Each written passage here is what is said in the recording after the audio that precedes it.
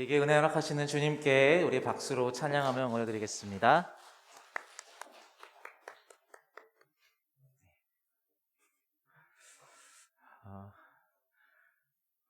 이제 주일 메시지로 계속 감사에 대한 이야기를 나누고 있죠.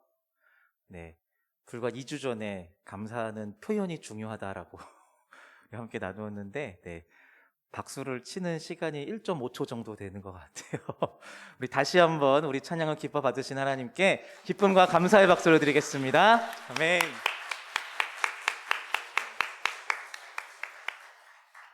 네.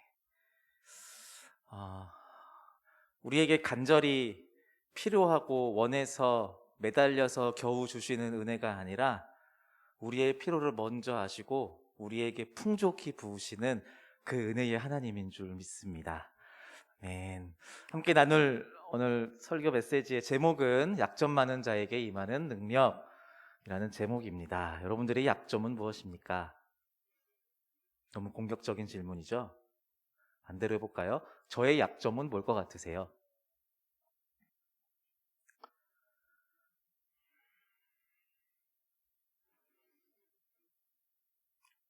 탐색하고 계신가요? 네. 3년쯤 청년들과 함께 만나다 보니 이렇게 질문하면 청년들 중에 이제 몇몇 이렇게 저와 가까운 청년들은 이렇게 손을 들고 자신 있게 얘기합니다. 목사님의 머리숱이 없는 거요. 이런 얘기들을 하더라고요. 네. 네. 우리 모두는 약점을 갖고 있습니다. 그리고 그 약점을 있는 그대로 지으시고 조성하시며 인도하시는 분은 우리 하나님이라는 믿음이 우리에게 있죠. 네. 오늘 이 시간은 우리를 약점 있는 자로 그 존재로 지으신 그 하나님께서 우리를 통해서 일하시는 그 하나님의 일들에 대해서 함께 나누기를 원합니다.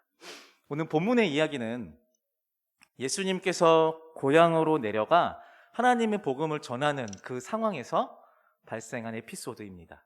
30세에 공생애를 시작한 예수님은 사람들의 병을 고쳐주고요, 줄인 자를 먹여주고요, 또 심란한 자들에게 하나님의 소망, 하늘의 소망을 가르쳐 주시는 본격적인 사역을 이렇게 시작하십니다. 그리고 동일하게 고향 나사렛, 그러니까 고향이죠, 나사렛에서도 고향 사람들에게, 그러니까 고향 사람들이라고 하는 거는 예수님이 30세 이전에 그러니까 자랐었던 유년기, 청소년기를 전부 다 알고 있는 사람들이겠죠. 그 사람들에게도 동일하게 복음을 전합니다. 복음의 메시지는 우리가 잘 알고 있는 겁니다. 온 이스라엘이 몇백 년에 걸쳐 기다린 옛 선지자의 예언의 결과인 메시아, 하나님의 아들이 바로 예수 그리스도이다, 이런 내용입니다. 그런데 이 예수님의 이야기를 들은 동네 사람들, 고향 사람들의 반응이 심상치가 않습니다. 그는 목수가 아니냐, 그는 마리아의 아들이고 야고보, 요셉, 유다 그리고 시몬의 형이 아니냐, 그의 누이들도 우리와 함께 지금 있는 거 아니냐, 이렇게 얘기합니다. 이게 지금 무슨 말인가요? 그러니까 지금 하나님의 아들이고 메시아로 온 예수 그리스도의 그 복음의 이야기를 들으면서 너는 평범한 인간이잖아, 너는 메시아가 아니야 라고 얘기하는 거예요. 당신은 메시아가 아닙니다 라고 얘기하는 겁니다. 그러니까 배척합니다. 자신과 민족을 구원할 메시아, 몇백 년을 기다려온 메시아를 지금 눈앞에 보고 있고 또 들었는데도 자신들의 기대치에 못 미치는 동네 아이였던 그 예수를 이 동네 사람들은 메시아로 받아들이지 못하고 있는 겁니다. 그들에게는 예수의 30세 이전의 그 행동들과 그 말투를 기억하는 것이 그들의 기억 속에 있는 그 예수의 약점이라고 생각하고 있는 겁니다. 그 약점이 있기 때문에 그는 메시아가 될 수 없다라고 판단하는 거죠. 또 한 가지 이야기가 등장합니다. 바울의 편지에 기록된 이야기인데요. 바울은요, 갈등이 있던 고린도 교회에 편지를 보내서 그 편지를 통해서 갈등을 중재하고 또 복음으로 가르치는 그 이야기들이 고린도 전서에 소개됩니다. 근데 이 일들이 단숨에 된 것은 아닌 것 같아요. 그러니까 바울 사도를 탐탁지 않게 여겼던 사람들도 있었다라는 것입니다. 그러니까 고린도후서 10장 10절에서 바울은 자신의 경험담을 이렇게 털어놓고 있어요. 여러분 중에는 바울의 편지에는 무게가 있고 힘이 있는데 그 사람을 직접 대해보면 약골이고 말재주도 없다고 말하는 사람들이 있습니다. 이렇게 얘기를 했다라는 거예요. 한마디로 바울을 무시하는 사람들입니다. 고린도전서, 그러니까 먼저 보낸 편지죠. 먼저 보낸 편지를 통해서 바울의 지식과 성경적 해석이 매우 뛰어나다라는 것을 인지했고요. 그래서 그의 영적인 권위를 인정하려고 했는데 막상 만나서 직접 보니까 별 볼 일 없다라는 거예요. 말도 좀 절고 뭐 풍채가 있거나 그런 것도 아니고 호리호리하고 얼굴도 별로 잘생기지 않았었던 거죠. 신기한 것은 자신을 무시하고 빈정거리고 인정하지 않는 고린도 교인들의 반응에 대한 바울의 대답입니다. 이 바울의 대답이 이어지는 11장에서 소개되고 있는데요. 제가 한번 쭉 읽어볼게요.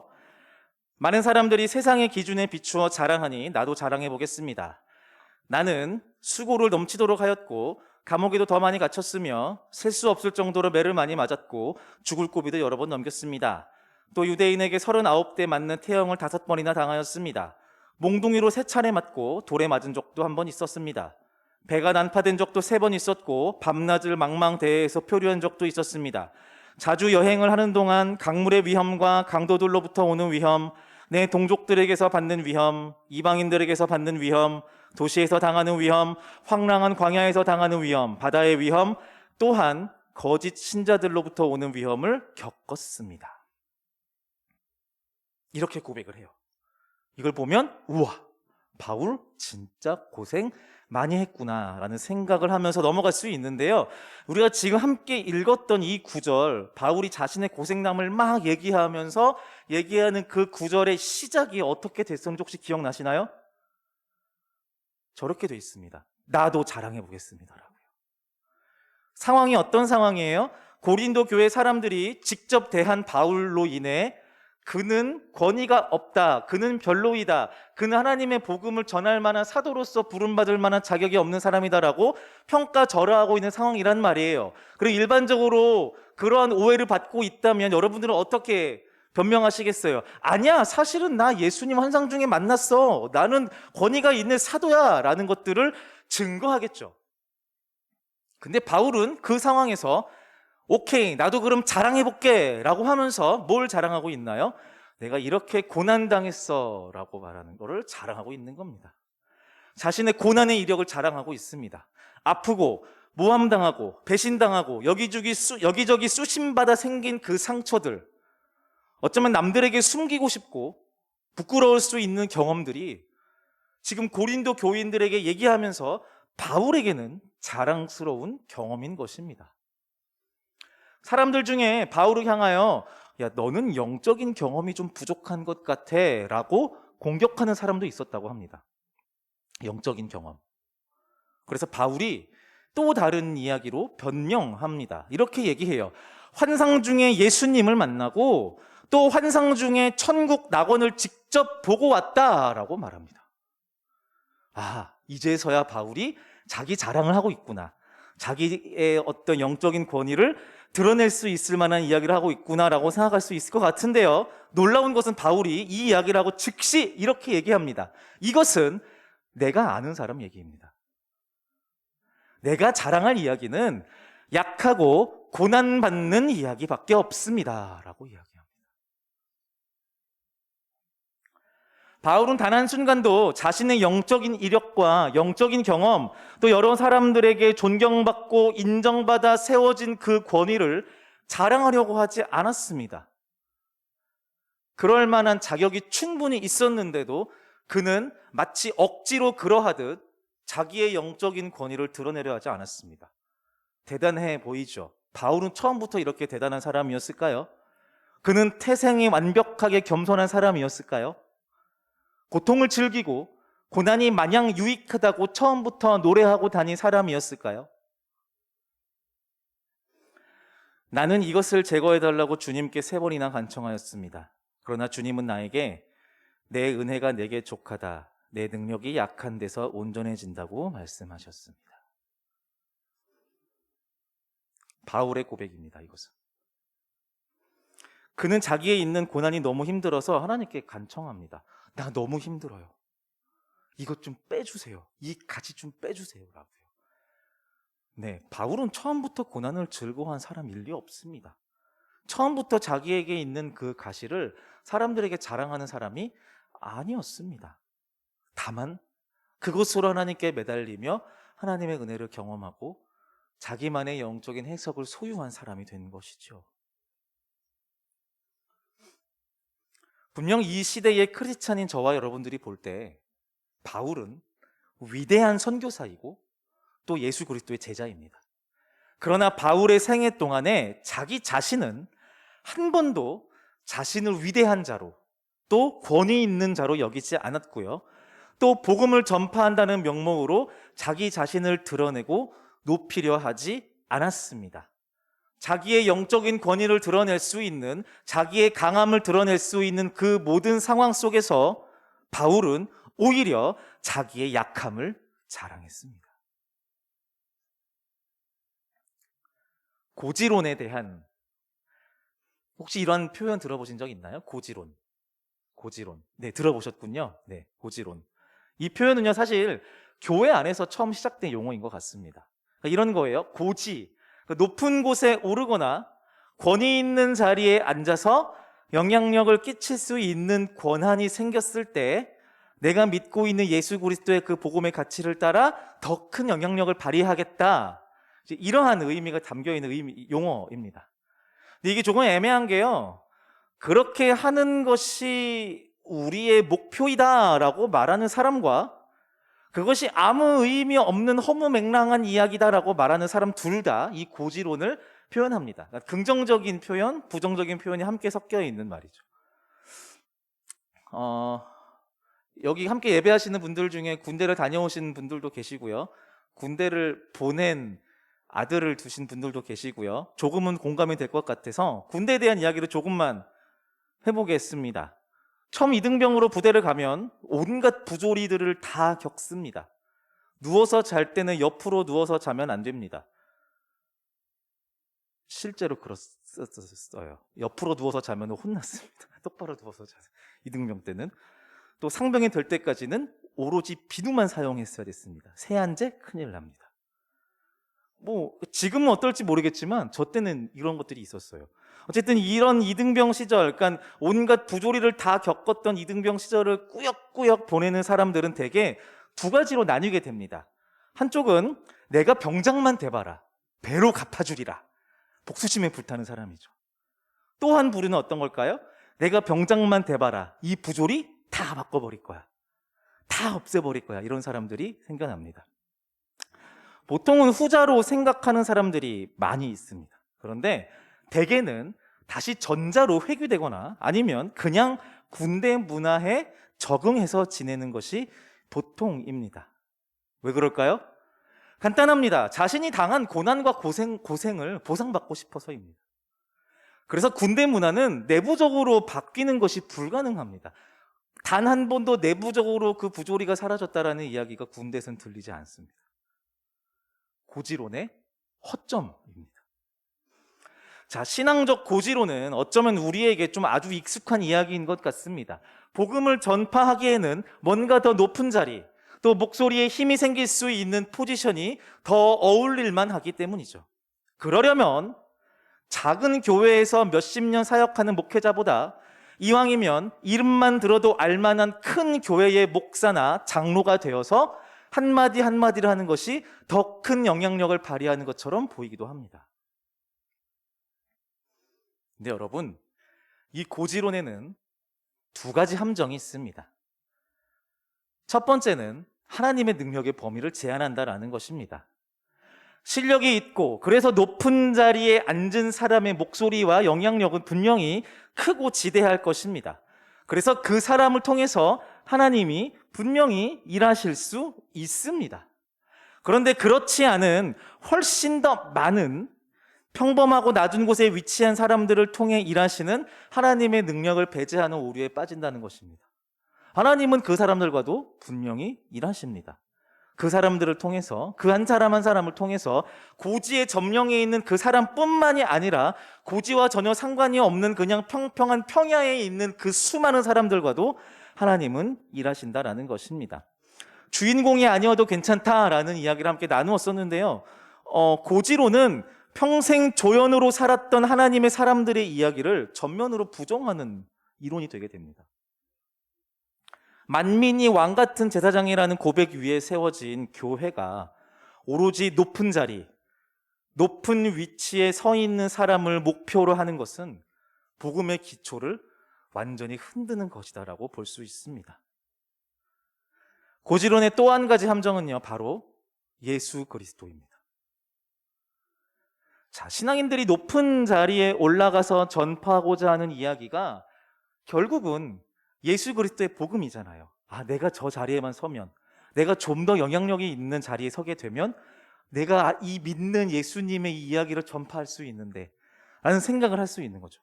이게 일반적으로 고지론을 갖고 삶에 열심을 내는 사람들의 공통적인 이제 목표인데요. 이런 거예요. 그래서 만약에 높은 자리에 올라갔어요.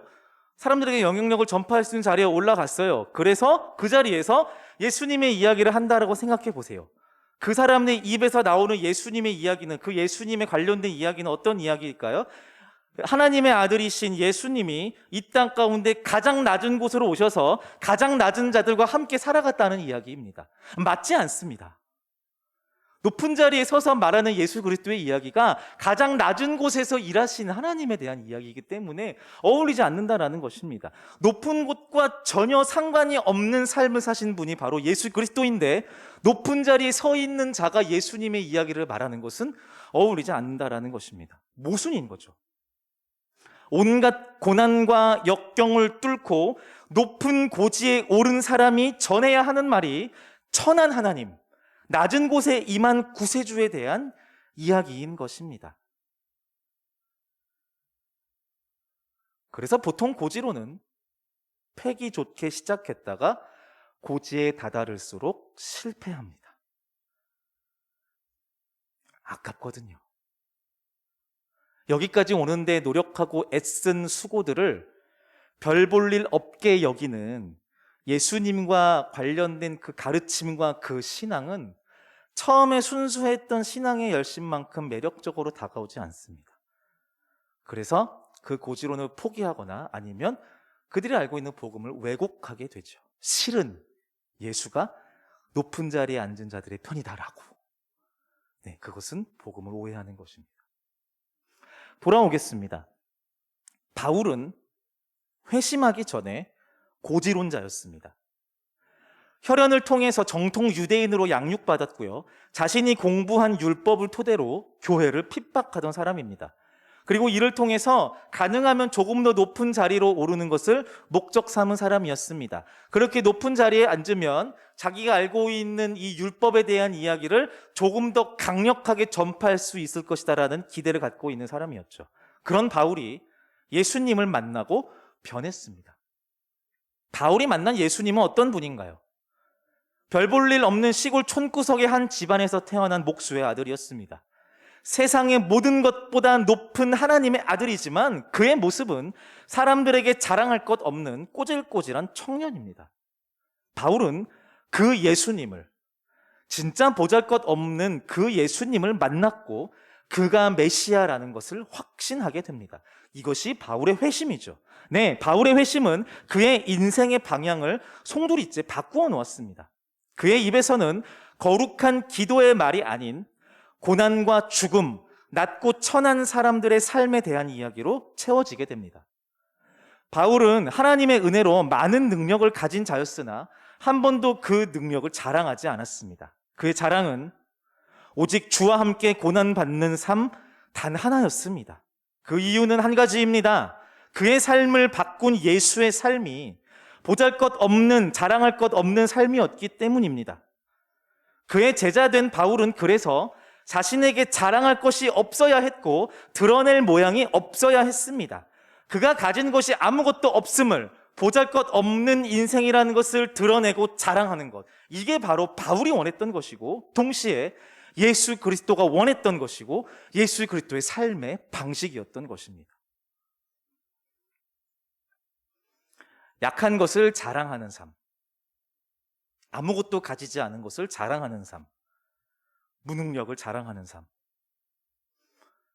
우리는 어떻습니까? 우리의 능력은 어디에 있습니까? 과연 우리는 우리의 약함을 자랑하는 삶을 살고 있을까요? 제가 처음 사역을 시작했을 때 이제 31살 때요. 당시 이제 청년들, 대학생인 청년들, 남자애들과 친해지고 싶어서 이야기를 나누다가 어떻게 하면 친해질까 하는데 얘네들이 이제 그 축구 게임을 좋아하더라고요. 그래서 그러냐. 근데 그 중에 한 명이 이제 아직도 교제하는 청년인데 저한테 전도사였으니까 전도사님 혹시 할 줄 아시면 저희랑 한 판 해요 이러는 거예요. 그래서 갔습니다.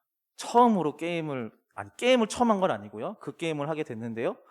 너무 재밌더라고요. 그래서 한 몇 시간 동안 하고요. 그래서 그 이야기가 이 청년들과 함께 제가 게임을 했던 이야기가 당시 함께 팀 사역을 하던 선임 전도사님한테 흘러가게 된 거예요. 어느 날 전사님이 저를 불렀습니다. 전사님 와보세요. 저에게 이렇게 이야기했습니다. 이승열 전도사님, 누구는 게임할 줄 몰라서 안 하는 줄 아세요? 저도 게임 좋아해요. 그런데 목회자는 그런 거 드러내면 안 돼요. 할 줄 알아도 모르는 척해, 못하는 척 해야죠. 왜 성도한테 자꾸 약하고 빈틈 있는 모습을 보이세요? 자꾸 그런 거 따라다니면 말씀의 권위가 떨어져요. 그때 당시엔 되게 충격적이어서 아직 좀 기억이 납니다. 실제로 이제 목회자인 저는 10년 전보다 훨씬 많은 부분에서 권위 있는 삶을 요구받고 있습니다. 아주 많은 순간에 몰라도 아는 척을 해야 되고요. 또 꽤 영적인 척도 해야 되고요. 능력이 있는 종인 척도 해야 되고요. 할 줄 아는 척하며 살아야 합니다. 그런데 생각해 볼 문제입니다. 온갖 척을 덕지덕지 붙여야만 유지되는 권위와 능력이 과연 예수님께서 또 바울이 증거하고 가르친 그 능력이 맞는지 말입니다. 질문하고 싶지만 무섭기도 한데요. 여러분들이 볼 때 저는 어떤 척을 하고 사시는 것 같나요? 말씀하지 않으셔도 좋습니다. 네. 여러분들만 상상 속에 맡기겠습니다. 우리가 의지하고 있는 것은 무엇인가요? 우리의 자랑은 무엇인가요? 여러분들의 신앙에서 능력이 되고 힘이 되어주는 것들은 무엇인가요? 전국에서 상위 10% 안에 드는 교회의 교인이라는 것이 여러분들의 자랑인가요? 내가 수료한 신앙 훈련과 경험들, 그 신앙의 연수가 우리의 자랑인가요? 내가 노력해서 달성한 이 사회적 지위 또는 나의 재산, 출신 학교 또는 대대로 내려오는 믿음의 가정, 네, 이 모든 것들은 하나님의 축복임은 분명합니다. 근데 꼭 기억하십시오. 이것들은 우리의 자랑거리, 우리의 의지할 내용들이 아닙니다. 분명한 것은 우리는 스스로 내세울 것이 하나도 없는 자들입니다. 우리는 자랑할 만한 거리가 하나도 없는 사람들입니다. 우리가 자랑할 것은 오직 예수 그리스도 하나입니다. 그 이름으로 파생되는 그의 삶, 그 이름으로 파생되는 그의 가르침, 그의 이름으로 일컬어지는 그의 교훈, 그의 사람들, 이것들이 우리가 알고 자랑할 유일한 내용입니다. 그래서 우리의 고백은 이렇게 되어야 합니다. 주님, 내 삶은 여전히 빈약하고 빈틈투성이이고 모자라고 거칠기 짝이 없고 정말이지 약점투성이인 삶입니다. 그러나 내가 약점뿐인 이 인생을 하루하루 꾸역꾸역 버티며 살아내는 이 삶 안에서 예수 그리스도의 능력이 드러납니다. 나는 이 인생을 포기하지 않겠습니다. 고지를 오르기 위해 애쓰는 삶을 선택하지 않겠습니다. 내가 드러낼 이름, 내가 자랑할 이름, 오직 예수 그리스도 그 하나입니다. 부족한 나는 기뻐합니다. 약점 많은 나는 기뻐합니다. 보잘것없는 나는 기뻐합니다. 나를 통해 주님이 드러나십니다. 이 고백이 저와 여러분들의 고백이 되기를 간절히 소망합니다. 우리 함께 찬양 한 곡하고 기도하기를 원하는데요. 우리가 잘 알고 있는 찬양입니다. 우리의 보배가 되시는 주님, 십자가 죄사하셔서 우리를 구원케 하신 그 예수 그리스도,